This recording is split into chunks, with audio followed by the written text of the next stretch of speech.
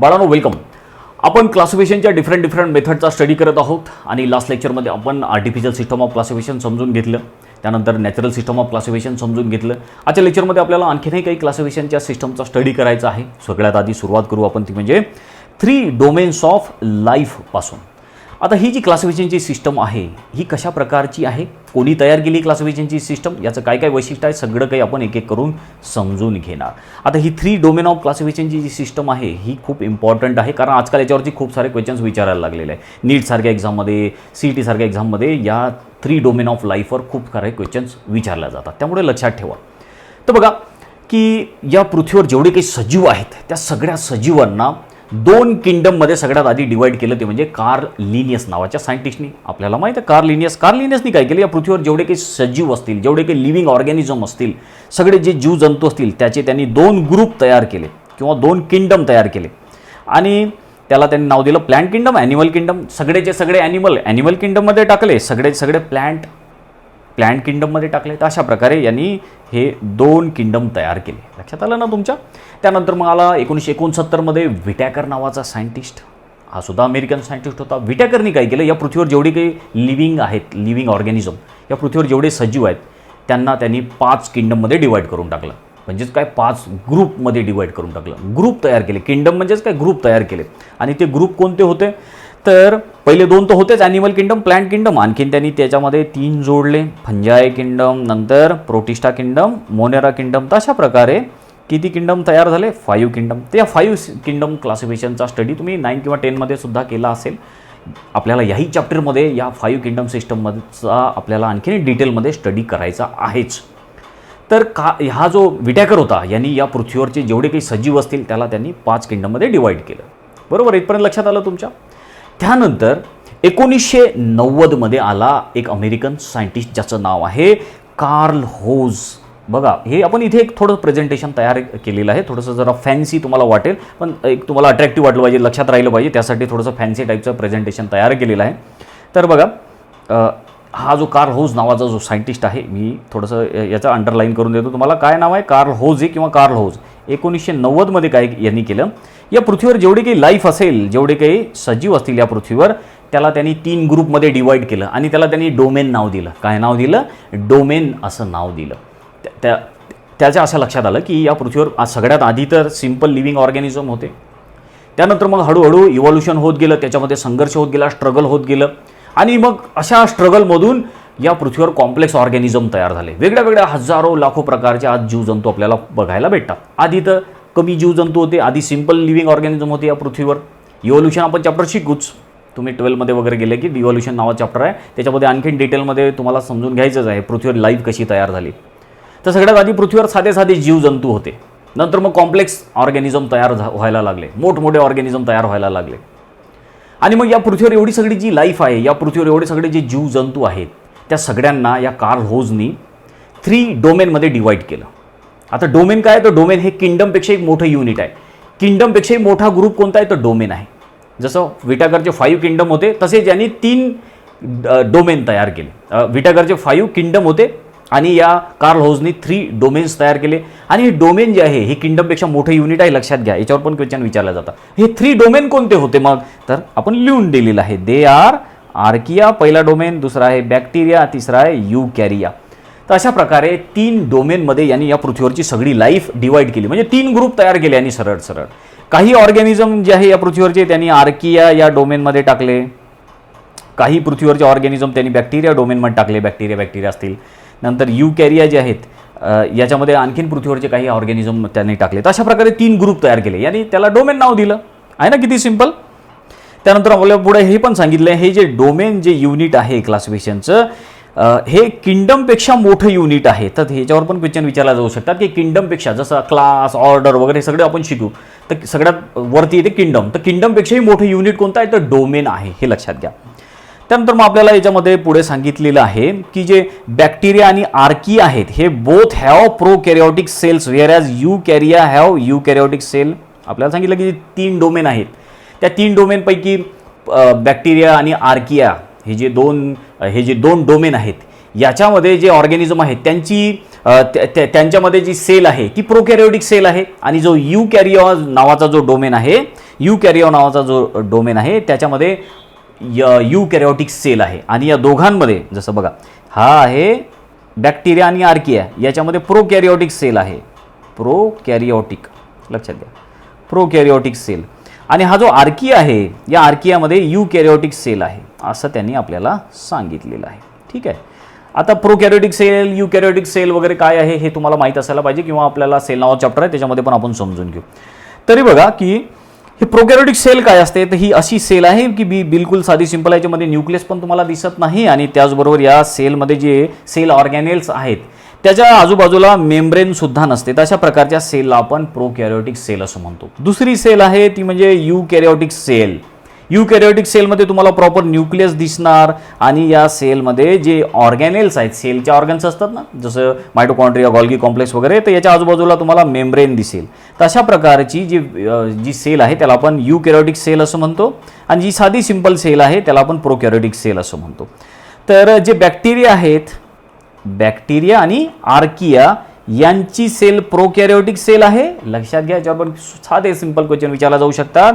आणि जो आर्किया नावाचा ग्रुप आहे याच्यामध्ये यूकॅरियोटिक सेल आहे. तर यूकॅरियोटिक आणि प्रोकॅरियोटिक सेल काय याच्याबद्दल मी तुम्हाला एक छोटीशी माहिती दिलेली पण आहे. आता बघू आपण, बघा हे एक आपल्याला एका डायग्राममधून हे समजून सांगितलेलं आहे, ट्री सारखी डायग्राम तयार केलेली आहे.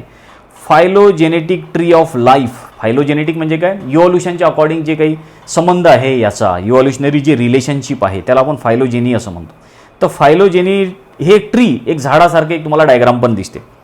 तर याच्यामध्ये 3 तुम्हाला हे डोमेन दिसतात या कार्ल होथचे. 3 डोमेन कोणते आहे, एक आहे तुम्हाला दिसतो बघा बॅक्टेरिया, आर्किया आणि यूकॅरिया. तर या पृथ्वीवरची सगळी लाईफ या 3 डोमेनमध्ये त्यांनी डिवाईड केलेली आहे. तर या बॅक्टेरिया या डोमेनमध्ये कोण कोण येतो तर आपल्याला दिसतो, याच्यामध्ये ग्रीन फिलामेंटस बॅक्टेरिया आहे, ग्राम पॉझिटिव्ह बॅक्टेरिया आहे, त्यानंतर आहे स्पायरोचेट्स वगैरे, हे असे सगळे बॅक्टेरिया वगैरे जे असतील, सायनोबॅक्टेरिया वगैरे, हे सगळे या बॅक्टेरिया डोमेनमध्ये आहेत. त्यानंतर आर्किया या ग्रुपमध्ये किंवा डोमेनमध्ये कोणते कोणते सजीव आहेत, तर हॅलोफिल्स आहे, मिथॅनो कार्सिनोजेन्स आहे, मिथॅनोकोकस वगैरे, हे असे ऑर्गॅनिझम जे आहे हे आर्किया या डोमेनमध्ये आहे. आणि यूकॅरिया हा जो डोमेन आहे, यूकॅरिया डोमेनमध्ये त्यांनी कोणाला ठेवलेला आहे, ते यूकॅरिया डोमेनमध्ये तुम्हाला दिसतो ॲनिमल, फंजाय, प्लॅन्ट वगैरे, हे सगळे यूकॅरिया या डोमेनमध्ये आहे. आपण कोणत्या डोमेनमध्ये, तुम्हाला असा क्वेश्चन विचारला की ह्युमन कोणत्या डोमेनमध्ये आहेत कार्ल होथच्या, तर आपण यूकॅरिया या डोमेनमध्ये आहे. लक्षात घ्या, आपण ॲनिमल आहे, तर बघा इकडे ॲनिमल, आपलं नाव काही असो, आपण किती प्रोग्रेस झालेला असो, आपल्याकडे लॅपटॉप असो की मोबाईल असो, पण आपण शेवटी सायन्सच्या दृष्टीनं आपण सगळे ॲनिमलच आहे. तर आपण कोणत्या डोमेनमध्ये टाकलेलं आहे, आपल्याला कार्ल होथनी यूकॅरिया या डोमेनमध्ये टाकलेलं आहे. तर लक्षात घ्या, तर बॅक्टेरिया या डोमेनमध्ये कोण आहे, आर्किया डोमेनमध्ये कोण आहे, यूकॅरिया डोमेनमध्ये कोण आहे, तर हे सगळे या ट्री डायग्राम आहे. आपलं झाड कसं असते त्या झाडासारखी इकडे ही डायग्राम आहे, याच्यामध्ये तुम्हाला चांगली माहिती भेटते. आणि त्याचबरोबर आता हे जे 3 डोमेन या कार्ल होथनी तयार केले, हे कशाच्या बेसिसवर तयार केले, तर हे रायबोझोमल RNAच्या बेसिसवर तयार केले. RNA, याला शॉर्टमध्ये RNA म्हणतात किंवा रायबोझोमल RNA. तर लक्षात घ्या, हे सुद्धा लक्षात घ्या इम्पॉर्टंट, की जे 3 डोमेन्स तयार केलेले आहेत ते कोणत्या बेसिसवर तयार केलेले आहेत, तर ते RNAच्या बेसिसवर तयार केलेले आहेत. या प्रत्येक डोमेनमध्ये काहीतरी विशिष्ट प्रकारचा RNA आहे, रायबोझोमल RNA आहे. जसं की हा जो बॅक्टेरिया जो डोमेन आहे याच्यामध्ये काही विशिष्ट प्रकारचा रायबोझोमल RNA तुम्हाला दिसतो, आर्कियामध्ये काही विशिष्ट प्रकारचा रायबोझोमल RNA दिसतो, यूकॅरियामध्ये काही विशिष्ट प्रकारचा रायबोझोमल RNA दिसते. तर अशा प्रकारे या रायबोझोमल RNAच्या अकॉर्डिंग हे ग्रुप तयार केलेले आहेत. समजलं तुम्हाला. त्यानंतर मग आता आपल्याला आणखीन याच्याबद्दल माहिती सांगितलेली आहे की जे आर्किया डोमेनमधले जे ऑर्गॅनिझम आहेत, archaea are known for their survival in very extreme condition.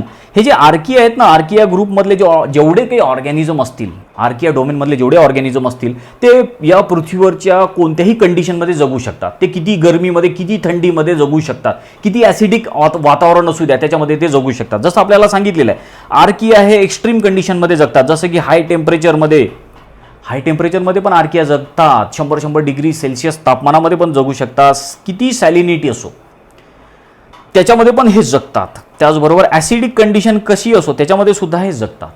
तर आर्किया ग्रुपचं किंवा आर्किया डोमेनचं हे एक वैशिष्ट्य आहे, हे पण लक्षात घ्या. त्यानंतर मग आपल्याला बॅक्टेरियाबद्दल सांगितलेलं आहे. Bacteria though are prokaryotes differ from archaea in structure of cell wall. आता बॅक्टेरिया आणि हे जे आर्किया आहेत हे जरी प्रोकॅरियोटिक असले तरी यांचं जे सेल वॉलचं स्ट्रक्चर आहे ते थोडंसं डिफरंट आहे, अशी पण आपल्याला इथे माहिती सांगितलेली आहे. तर लक्षात आलं का तुमच्या बाळांनो? तर हे आपण 3 डोमेन्स ऑफ लाईफबद्दल शिकलो की हे 3 डोमेन्स कोणी तयार केले, कशाच्या बेसिसवर हे डोमेन्स तयार केले आणि हे कोणते कोणते डोमेन्स आहेत, या तिन्ही डोमेन्समध्ये कोणते कोणते ऑर्गॅनिझम्स आहेत, हे सगळं आपण एक एक करून समजून घेतलेलं आहे. बिलकुल सिंपल टॉपिक होता, लक्षात घ्या. आणि खूप सारे त्याच्यावर क्वेश्चन्स विचारले जातात, त्यामुळे इम्पॉर्टंट पण टॉपिक आहे. त्यानंतर पुढे आपण आपल्या क्लासिफिकेशनच्या पुढच्या आणखीन मेथडमध्ये जाऊ आणि ती आहे कीमोटॅक्झॉनॉमी ही क्लासिफिकेशनची मेथड. आता याच्या नावावरूनच तुम्हाला समजते की कीमो म्हणजे काय. कीमो म्हणजे केमिकलचा काहीतरी संबंध असेल याच्यामध्ये, आणि टॅक्झॉनॉमी म्हणजे काय, क्लासिफिकेशन. तर हे जे क्लासिफिकेशनची मेथड आहे याच्यामध्ये केमिकल जे ऑर्गॅनिझममध्ये जे केमिकल प्रेझेंट आहे त्याचा आधार घेऊन हे क्लासिफिकेशन केलं गेलेलं आहे. आपल्या प्रत्येकामध्ये वेगवेगळे केमिकल्स आहेत ना प्रेझेंट. प्लांटमध्ये वेगळे केमिकल आहे, ॲनिमलमध्ये वेगळे केमिकल्स प्रेझेंट आहेत. प्रत्येक या पृथ्वीवर जेवढे सजीव असतील प्रत्येकामध्ये काहीतरी वेगळे वेगळे केमिकल प्रेझेंट आहेत. जसं आपल्यामध्ये कार्बोहायड्रेट, फॅट, प्रोटीन हे शेवटी केमिकल्स आहेत. आपल्या बॉडीमध्ये सगळे मिनरल्स सापडतात, सोडियम, पोटॅशियम वगैरे हे सगळे मिनरल्स, आयोडीन वगैरे सगळे आपल्या बॉडीमध्ये सापडते. मग या केमिकलच्या अकॉर्डिंगसुद्धा क्लासिफिकेशन करता येते. या केमिकलच्या अकॉर्डिंगसुद्धा ग्रुप तयार करता येतात. लक्षात आलं का तुमच्या? तर आपल्याला सांगितलेलंच आहे की हे जे क्लासिफिकेशनची मेथड आहे कीमोटॅक्झॉनॉमी ही कशाच्या बेसिसवर तयार केलेली आहे. Based on chemical constituent of organisms. ऑर्गॅनिझममध्ये कोणते केमिकल कॉन्स्टिट्युएंट सापडतात त्याच्या अकॉर्डिंग. समजा काही ऑर्गॅनिझममध्ये काही विशिष्ट केमिकल सापडत असले तर त्यांचा एक ग्रुप तयार करायचा. काही आणखीन ऑर्गॅनिझम असतील त्यांच्यामध्ये काही वेगळे केमिकल सापडत असले त्यांचा आणखीन एक ग्रुप तयार करायचा. तसे हे ग्रुप किंवा क्लास तयार केले किंवा क्लासिफिकेशन तयार केलं कशाच्या अकॉर्डिंग. या ऑर्गॅनिझममध्ये कोणते केमिकल सापडतात त्याच्या अकॉर्डिंग, कोणते केमिकल प्रेझेंट आहेत त्याच्या अकॉर्डिंग हे क्लासिफिकेशन केलं गेलेलं आहे. तर अशा प्रकारची जी क्लासिफिकेशनची मेथड आहे त्याला आपण कीमोटॅक्झॉनॉमी असं म्हणत असतो.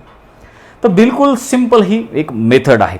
त्यानंतर आपल्याला पुढे आणखीन याच्यामध्ये माहिती सांगितलेली आहे. जे आर्किया आहेत ना, आर्किया आपण आता 3 डोमेन शिकलो, त्याच्यापैकी आर्किया, बॅक्टेरिया वगैरे. त्याची आर्कियाची जी सेल वॉल आहे is without peptidoglycan and that of prokaryote is with peptidoglycan. आता आर्कियामध्ये जी सेल वॉल आहे, आर्किया या ग्रुपमध्ये बरेचसे ऑर्गॅनिझम आहेत, तर त्यांची जी सेल वॉल आहे, जसं की आता हा आर्किया ग्रुपचा ऑर्गॅनिझम आहे, हा युनिसेल्युलर आहे आणि प्रोकॅरिओटिक आहे. पण याची सेल वॉल जी आहे ही विदाऊट पेप्टिडोग्लायकॅन आहे. पेप्टिडोग्लायकॅन काय आहे, ते एक प्रकारचं कार्बोहायड्रेट आहे. तर आर्कियाची सेल वॉल पेप्टिडोग्लायकॅनपासून बनलेली नाही आणि जो प्रोकॅरिओ आहे म्हणजे बॅक्टेरिया वगैरे, तर याची सेल वॉल ही पेप्टिडोग्लायकॅनपासून बनलेली आहे. तसा याच्यामधला डिफरन्स आहे, लक्षात घ्या. तर आर्कियामध्ये जी सेल वॉल आहे ती पेप्टिडोग्लायकॅनची नाही आणि जो प्रोकॅरिओ आहे किंवा बॅक्टेरिया आहे त्याची सेल वॉल ही पेप्टिडोग्लायकॅनची बनलेली आहे. म्हणजे इथे डिफरन्स कशाच्या बेसिसवर केलेला आहे, केमिकलच्या बेसिसवर केलेला आहे. कारण पेप्टिडोग्लायकॅन काय आहे, शेवटी एक केमिकलच आहे, एक कार्बोहायड्रेट आहे, म्हणजेच काय केमिकल आहे. तर हे पेप्टिडोग्लायकॅन प्रेझेंट असेल तर एक ग्रुप, पेप्टिडोग्लायकॅन प्रेझेंट नसेल तर दुसरा ग्रुप. समजलं ना तुम्हाला?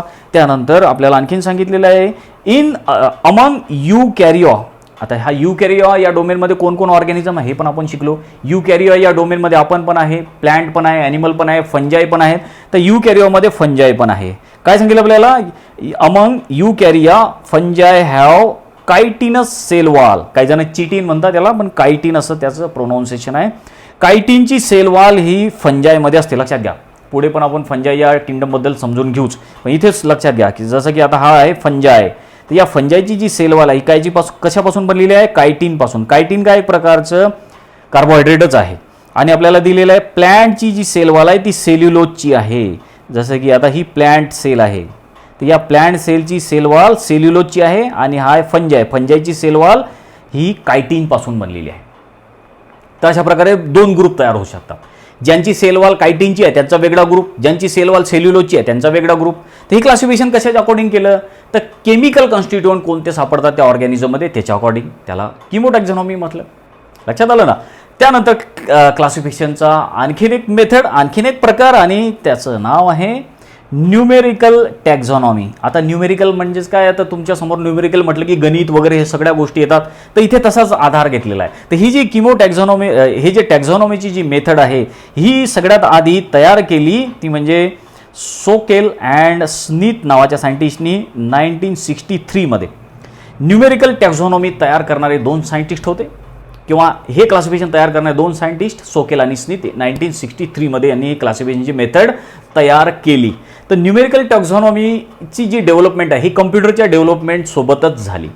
जसं जसं चांगले चांगले कम्प्युटर येत गेले तशा तशा हे न्यूमेरिकल टॅक्झॉनॉमीची जी मेथड आहे ती डेव्हलप होत गेली. आता याच्यामध्ये काय करतात की जे कॅरेक्टर्स आहेत, जे लिव्हिंग ऑर्गॅनिझमचे जे कॅरेक्टर्स आहेत त्याला काही विशिष्ट नंबर देतात आणि मग तो सगळा जो डाटा आहे तो कम्प्युटरमध्ये सेव्ह करून ठेवतात आणि जेव्हा गरज पडेल तेव्हा मग तो जो त्या डाटाचा आधार क्लासिफिकेशनसाठी घेतला जातो. लक्षात आलं का? बघा आपल्याला सांगितलेलं आहे हे जे सिस्टम आहे, the system is based on quantification of character. काय केलं इथं? ही सिस्टम कशावर बेस्ड आहे? न्यूमेरिकल टॅक्झॉनॉमी कशावर बेस्ड आहे? तर ही जे कॅरेक्टर आहे त्याचं क्वांटिफिकेशन इथे केलं गेलेलं आहे. म्हणजे त्याला विशिष्ट एक मात्रा, एक काही प्रमाण असं दिलं गेलेलं आहे त्या कॅरेक्टरला आणि मग त्याच्यापासून डेव्हलप्स अँड अल्गोरिदम. जे ऑर्गॅनिझमचे कॅरेक्टर्स असतील त्याला विशिष्ट नंबरिंग केलं आणि ते सगळा डाटा तयार केला त्यांनी, एक सगळं अल्गोरिदम तयार केलं आणि मग ते सगळं कम्प्युटर वगैरेमध्ये भरलं आणि त्याच्या आधारे मग क्लासिफिकेशन केलेलं आहे. समजलं तुम्हाला? तर अशा प्रकारे ही न्यूमेरिकल टॅक्झॉनॉमी ही सुद्धा एक क्लासिफिकेशनची मेथड आहे की ज्याच्यामध्ये न्यूमेरिकलचा आधार घेतला जातो, जिथे कम्प्युटरची मदत घेतल्या जाते. हे क्लासिफिकेशन करताना कम्प्युटरचा वापर केला जातो. समजलं?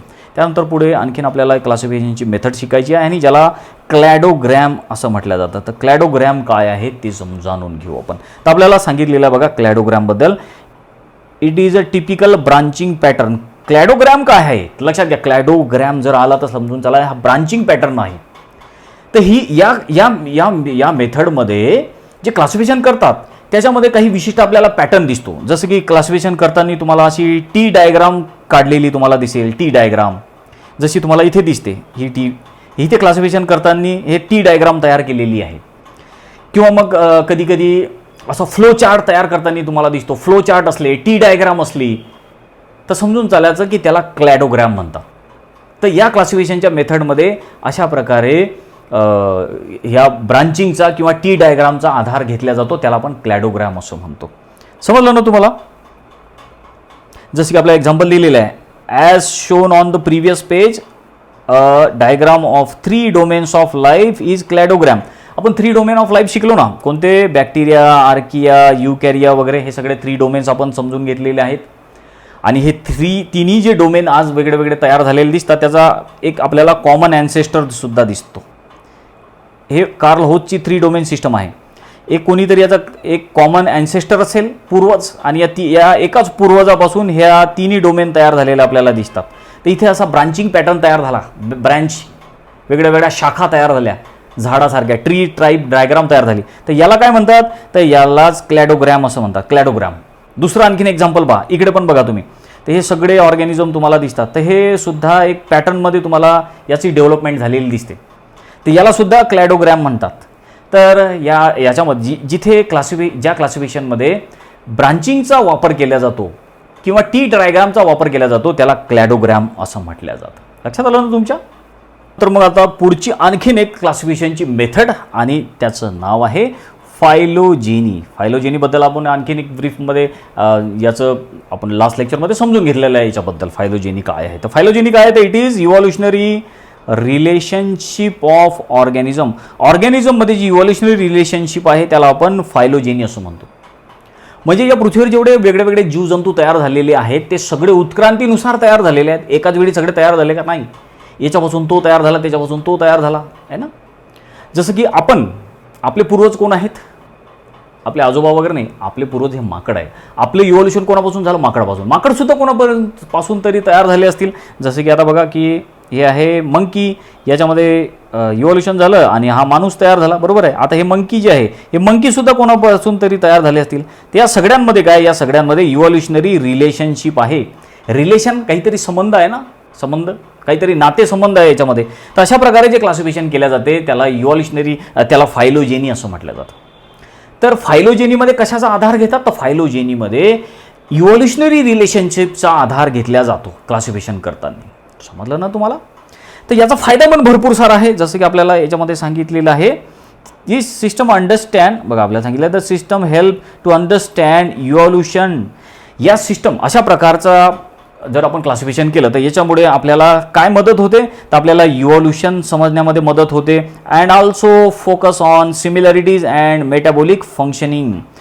त्याचबरोबर आपल्याला ऑर्गॅनिझमचं इव्होल्युशन तर समजते अशा प्रकारच्या क्लासिफिकेशनमधून, त्याचबरोबर ऑर्गॅनिझमचं जे मेटाबॉलिझम आहे, त्याचबरोबर त्याची जी सिमिलॅरिटीज आहे वेगळ्या वेगळ्या ग्रुपसोबत, त्याचा पण आपल्याला फायदा होतो, त्याचा पण अभ्यास करताना आपल्याला फायदा होतो. त्याचबरोबर आपल्याला आणखीन एक्झाम्पल देऊन सांगितलेलं आहे. होजे, कार्ल होज माहीत आहे तुम्हाला, 3 domain concept as well as Whittaker 5 kingdom system are very good examples of phylogenetic relationship. तुम्हाला याच्यावर क्वेश्चन पण विचारला जाऊ शकतो की फायलोजेनेटिक रिलेशनशिपचे एक्झाम्पल कोणते आहेत, तर कार्ल होजचे 3 डोमेन्स, त्याचबरोबर जो विटॅकर आहे त्याची 5 किंगडम सिस्टम, ही फायलोजेनेटिक रिलेशनशिपचं किंवा फायलोजेनीचं बेस्ट एक्झाम्पल आहे. जसं की फॉर एक्झाम्पल आता जरी समजा 3 डोमेन तयार केले असतील, 1 डोमेन, 2 डोमेन, 3 डोमेन, हे कार्ल होजनी तयार केले, पण या तिन्ही डोमेनमध्ये काहीतरी संबंध आहे. हा डोमेन जो आहे या डोमेनपासून हा डोमेन तयार झाला असेल, याच्यापासून हा डोमेन तयार झाला असेल, पहिले आर्किया होता त्याच्यापासून बॅक्टेरिया तयार झाला, बॅक्टेरियामध्ये इव्होल्युशन झालं आणि मग यूकॅरिया तयार झाला, है ना. तर अशा प्रकारे हे इव्होल्युशनरी रिलेशनशिप आहे एकमेकामध्ये. हे 5 किंगडम जे आहेत, समजा आता हे 3 किंगडम पकडू आपण, 1 2 3 4 आणि 5. तर हे जे 5 किंगडम आहेत याच्यामध्ये सुद्धा एक इव्होल्युशनरी रिलेशनशिप आहे. सगळ्यात आधी हा 1 नंबरचा किंगडम तयार झाला असेल, नंतर दुसरा, तिसरा, चौथा, 5वा.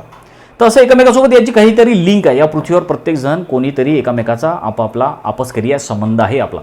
आपण जरी आज वेगळे वेगळे दिसत असलो, आपलं खानपान वेगळं असलं, तरी कुठेतरी आपले पूर्वज एकच आहेत ना. तर याला इव्होल्युशनरी रिलेशनशिप असं म्हटलं जातं. जसं आपल्याला एक्झाम्पल पण दिसते इथे, हा फिंच पक्ष्याचं एक्झाम्पल दिलेलं आहे. पुढे 12वीत तुम्ही गेले की तुम्ही इव्होल्युशन चॅप्टरमध्ये याचा अभ्यास आहेच तुम्हाला फिंच पक्ष्यांचा. बघा हा याचा पूर्वज एकच आहे, पण हे फिंचची चोच बघा कशी चेंज होत गेली.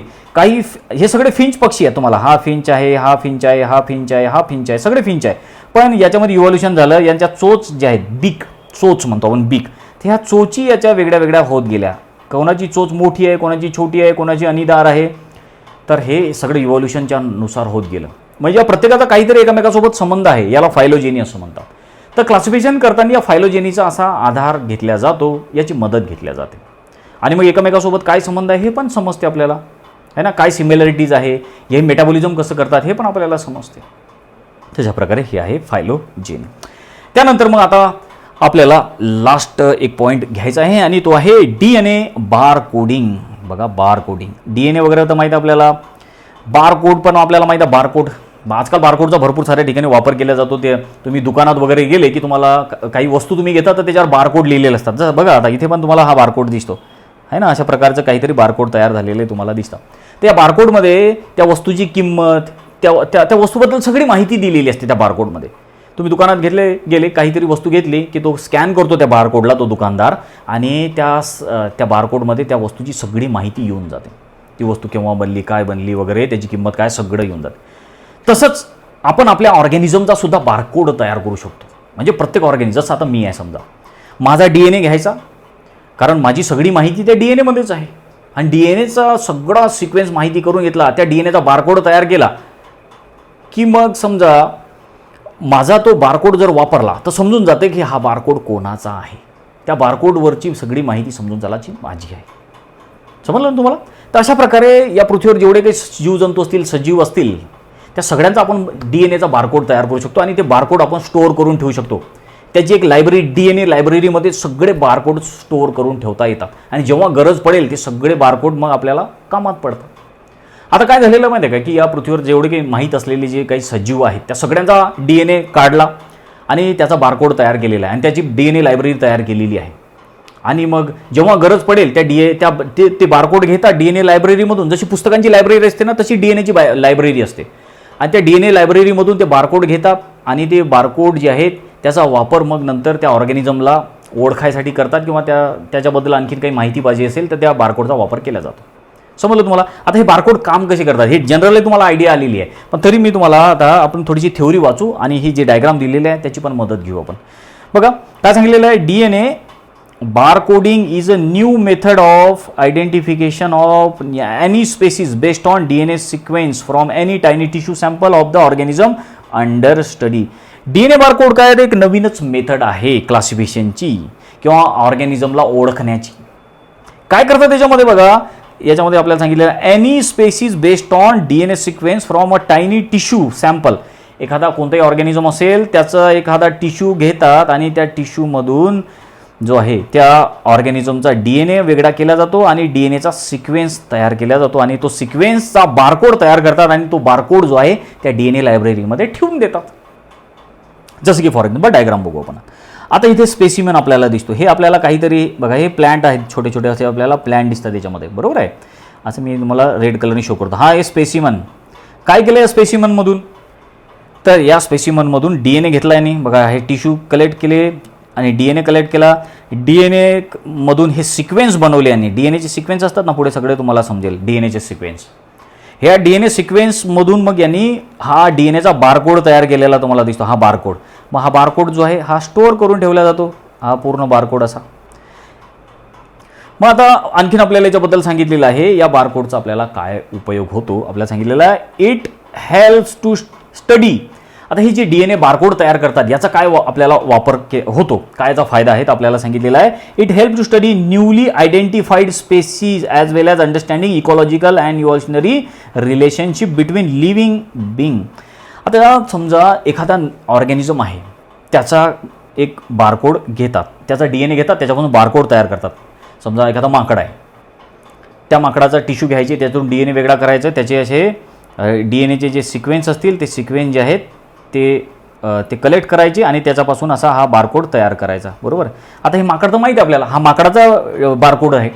आता माकडासारखा दिसणारा एखादा नवीन ऑर्गॅनिझम जर सापडला तर त्या नवीन ऑर्गॅनिझमचा सुद्धा DNA काढतात, त्या DNAचा सिक्वेन्स करतात आणि त्या नवीन ऑर्गॅनिझमचा जो DNA घेतलेला आहे त्याचा सुद्धा बारकोड तयार केला जातो. आता हा नवीन ऑर्गॅनिझम कोणासारखा दिसतो, या माकडासारखा दिसतो आणि या माकडाचा बारकोड तयार केलेला आहे याचा DNAचा, आणि हा जो नवीन ऑर्गॅनिझम आहे याच्याही DNAचा बारकोड तयार केलेला आहे. तर या दोघांच्या बारकोडमध्ये काय फरक आहे, काय सारखेपणा आहे किंवा काय वेगळेपणा आहे हा चेक केला जातो. माहीत असलेल्या ऑर्गॅनिझमचा बारकोड आणि माहीत नसलेल्या ऑर्गॅनिझमचा बारकोड या दोघांची कंपॅरिझन केल्या जाते.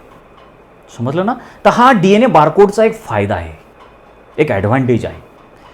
तर पुढे आणखीन आपल्याला सांगितलेलं आहे the process of DNA barcoding includes 2 basic steps. आता हे DNA बारकोड कसे करतात तर मी तुम्हाला आयडिया तर दिलीच आहे सुरुवातीला कसे बारकोड तयार करतात. तर पहिल्या स्टेपमध्ये काय करतात, collecting DNA barcode data from non species. आता जी स्पेसीज आपल्याला माहिती आहे, समजा माकडाची स्पेसीज असेल, माणसाची स्पेसीज असेल, एखादा किडा असेल त्याची स्पेसीज असेल, त्यांचे DNA घ्यायचे, जे ऑर्गॅनिझम माहिती आहे त्या सगळ्यांचे DNA घ्यायचे, त्याचा सिक्वेन्स तयार करायचा. हे सगळं मोठमोठ्या लॅबॉरेटरीमध्ये होते आणि त्याचे बारकोड तयार करायचे त्या DNAचे.